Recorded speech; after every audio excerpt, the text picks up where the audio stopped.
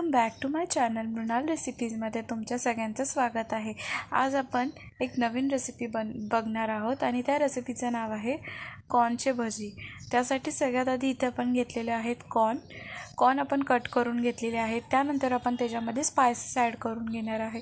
सगळ्यात पहिले आपण ॲड करून घेतलेलं होतं कोरिएंडर पावडर, त्यानंतर जिरा पावडर आणि त्यानंतर आपण ॲड करून घेतलेला आहे रेड चिली पावडर। आपण जेवढे पण पावडर ॲड केलेले आहेत ते इथे सगळे हाफ स्पून आपण ॲड केलेले आहेत। त्यानंतर चवीनुसार मीठ ॲड करून घ्यायचं आहे आणि त्यामध्ये मी अर्धा वाटी थोडंसं बेसनचं पीठ ॲड करून घेतलेलं आहे। त्यानंतर मी त्याला पहिलं मिक्स करून घेतलेलं आहे। त्यानंतर लागेल तसं त्याच्यामध्ये पाणी ॲड करून घ्यायचं आहे आपल्याला आणि जास्त पाणी पण ॲड नाही करायचं आहे, कारण की आपले भजी जे आहेत ते क्रंची झाले पाहिजेत। जास्त पाणी ॲड केलं तर ते मऊ होतील, त्यासाठी आपण कमी क्वांटिटीमध्ये लागेल तसंच पाणी ॲड करत राहायचं आहे आणि तुम्हाला जसं लागेल तसं वरून तुम्ही बेसनचं पीठसुद्धा ॲड करू शकता। यामध्ये तुम्ही तांदळाचं पीठसुद्धा ॲड करू शकता एक चांगलं असं क्रंची टेक्स्चर येण्यासाठी।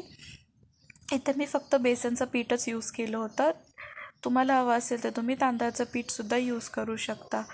लास्ट रेसिपी ज्यांनी कोणी माझ्या चॅनलवरती बघितली नसेल, मी चिकन बिर्याणीची अपलोड केलेली, तर ती रेसिपी जाऊन नक्की चेक करा आणि कशी वाटली ती मला कमेंट करून सांगा। या रेसिपीसाठी लागणारे सर्व इन्ग्रेडियंट्स मी खाली डिस्क्रिप्शन बॉक्समध्ये ॲड करेन। माझं इंस्टाग्राम ID सुद्धा खाली मी डिस्क्रिप्शन बॉक्समध्ये मेन्शन करेन आणि तुम्हाला नेक्स्ट रेसिपी कोणती बघायला आवडेल हे तुम्ही मला कमेंट करून सांगा। आता इथे आपलं जे कॉर्न आहे ते आपण चांगलं मिक्स करून घेतलेलं आहे। वरून मी थोडंसं बेसनचं पीठसुद्धा ॲड करून घेतलेलं आहे।